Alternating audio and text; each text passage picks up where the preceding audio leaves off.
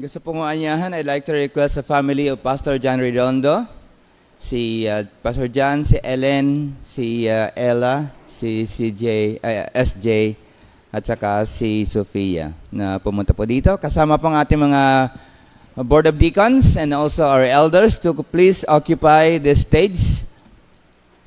Halik po kayo. Lahat po, Board of Deacons po natin, ang ating elders, at saka ang family ni Pastor John Redondo. Nandyan si Sofia? Hanapin si Sofia na wala. Dito po kayo sa taas.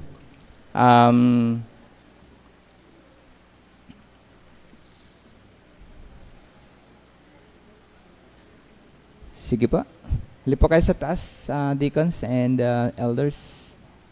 Pastor.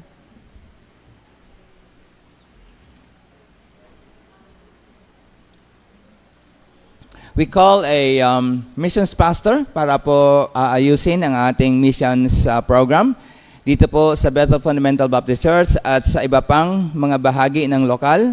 Sofia, halip ka po kaya? Beng?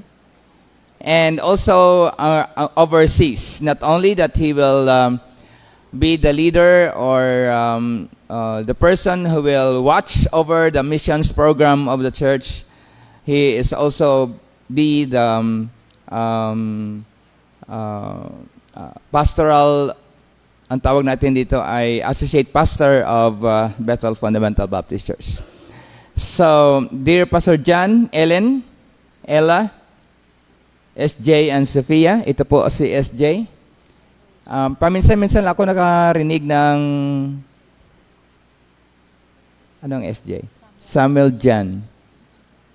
May John Mark, may John Anthony or Mark Anthony. Ito naman si Samuel. And then si Sofia, and then si Ella. Okay? Now, Pastor John, it is our great honor to welcome you to our church community today. We are thrilled to have you lead our local and overseas missions, and we pray that God will guide and empower you in this new role. We acknowledge the challenges that come with this responsibility, but we are confident in your abilities that God has given to you and your passion for serving the Lord. We pledge our support and prayers as we embark on this journey. And we look forward to seeing the amazing things God will do through your ministry in partnership of Bethel Fundamental Baptist Church. Once again, welcome to our church family, Pastor, and Ella, and Ellen, Sofia, and SJ. And may God bless you and your family as you serve Him together with us here at Bethel Fundamental Baptist Church and around the world.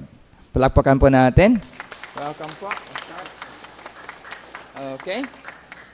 May I request Kuya Alex to pray? Siya po ang nag-head ng missions po natin. So, Pastor Alex, please come. Let's all stand and pray together with him. Tayo po ay manalangin. Aming Ama, muli kami po ay nagpapasalamat sa inyo. Maraming salamat sa kasagutan ng panalangin at sa aming pong paghihintay sapagkat kayo, Panginoon, ay sumasagot at kayo po ay nagbibigay. Maraming salamat sa pamilya po ng Redondo na sila po ay naririto na aming pong magiging katuwang para po sa gawain ng misyon dito po sa dako po ito ng Cavite and din po, Panginoon, sa iba pong mga lugar, hindi lamang po dito sa Pilipinas kundi sa ibang bansa.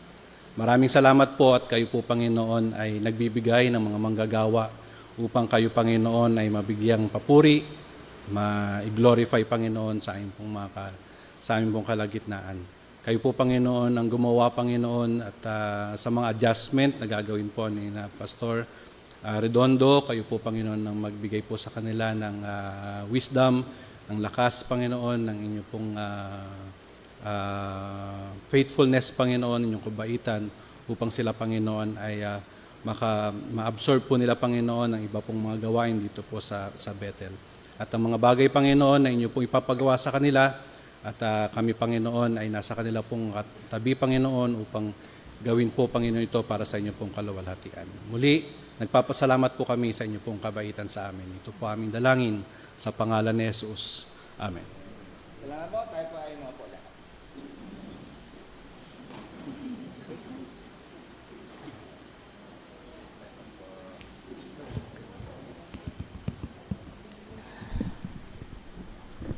Ang kanilang official po na pagtrabaho kasama ng Bethel ay first week of October.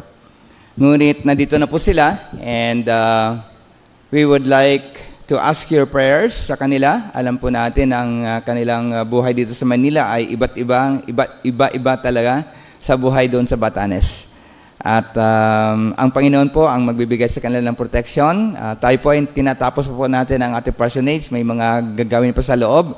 Salamat po sa tulong ni Kuya Dan Norin at sa ating mga men at sa mga ladies na nagbigay ng inyong pera, ang inyong mga panahon sa pag-ayos po ng ating parsonage. And I pray that the Lord will also bless you. Ang kanilang mga gamit ay nakalutang-lutang pa ba sa Balintang Channel ngayon? Nakarga na ba? O, hindi pa nakarga ang kanilang mga gamit. So, I pray na makarating ng maaga kasi baka mawalan sila ng damit. Almost ang kanilang mga gamit na kailangan nila ay nandun po sa barko pa. So, I pray that the Lord will help them adjust at this point in time. So, if you have something to help, material man o amount man, punta po kayo sa Missions Committee and I pray na kayo po ay magiging malaking kabahagi sa missions dito po sa Bethel Fundamental Baptist Church.